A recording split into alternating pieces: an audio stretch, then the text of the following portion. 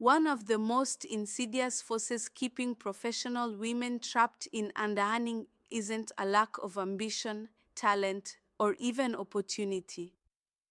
It's criticism, or more precisely, the fear of criticism. Real, imagined, or anticipated. The sideways glance in a Zoom meeting. The tone of a performance review. The raised eyebrow from a relative when you describe your career dreams. Many of us, especially those who are neurodivergent or socialized as women, grew up finely tuned to the reactions of others. This was adaptive, even life-saving, in environments where our value or safety depended on being agreeable, low maintenance, or not too much. But this hyperattunement comes at a cost. It's the invisible leash that keeps our boldest, higher-standing, most fulfilling actions just out of reach. In this section, we'll explore how to loosen the grip of both actual and perceived criticism. You'll learn how to build internal resilience, recover from the legacy of people-pleasing, then finally redirect your energy toward what you know deep down is yours to do. If you're someone who overprepares, second guesses, or gets stuck perfecting things no one asked for, as I used to do, chances are you've internalized an doubter critic. This is a psychological pattern where past criticism from parents, teachers, peers, or workplaces becomes internalized as your own voice. Neurodivergent women often experience this in amplified ways. We may have been corrected constantly as children for talking too much or not enough, for fidgeting, for missing social cues, for having attitude.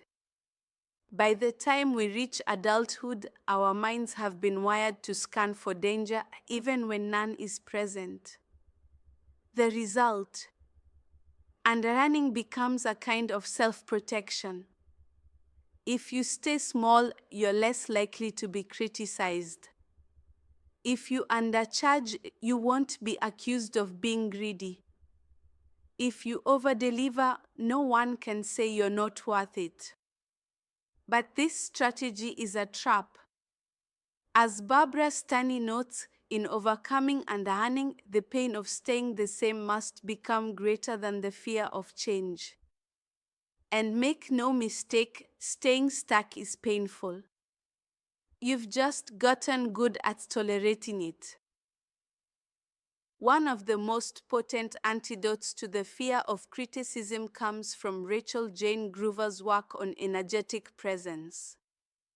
She teaches that presence, not performance, is what allows a woman to hold more visibility, more attention, and more wealth.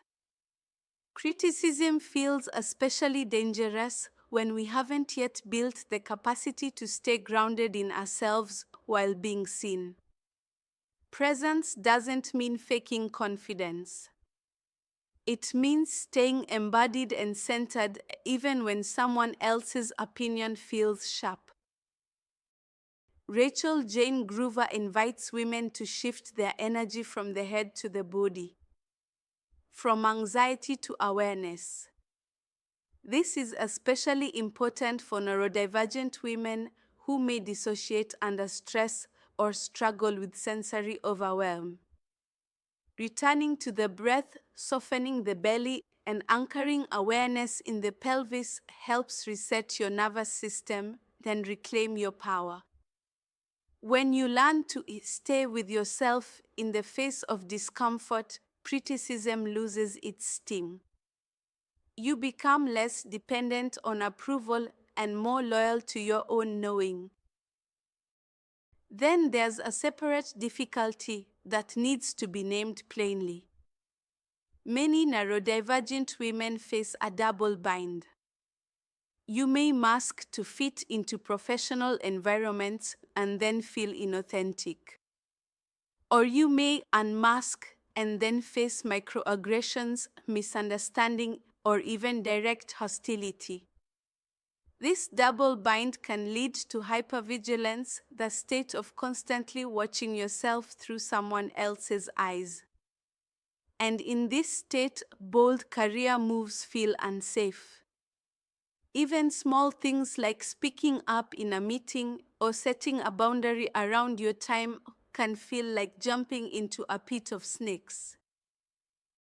But here's the reframe. Your neurodivergence is not a liability. It's a superpower. Your sensitivity gives you emotional intelligence. Your pattern recognition makes you strategic. Your capacity for hyperfocus allows you to master your craft. The key is to learn how to protect your energy, pace yourself, and curate your environment. Criticism may always feel sharp, but when you stop assuming it means something about your worth and start assuming it's just information, you'll find the courage to keep going. Rejection sensitivity dysphoria, or RSD, which is often associated with ADHD, can make the mere thought of criticism feel like a threat to your very identity. This can lead to avoidance, procrastination, or total paralysis around high-stakes actions, negotiating a raise, applying for a promotion, or raising your prices. It's not laziness. It's a nervous system response. To counteract this, borrow a practice from trauma-informed coaching. Name it to tame it. Say to yourself, my brain thinks I'm in danger because I'm afraid of rejection. Then do something grounding. Sip a hot drink, put your feet on the floor, or even hum. This small act sends signals of safety back to the body. From there, take one micro step toward your earning goal. Just one. Make the phone call. Draft the email. Look up the market rate. You are building tolerance, not perfection. Barbara Stanny is clear: overcoming underearning requires more than mindset work. It requires action. But that action must be aligned with your values, not driven by guilt or fear. Start by asking yourself, what would I do if I weren't afraid of what people thought?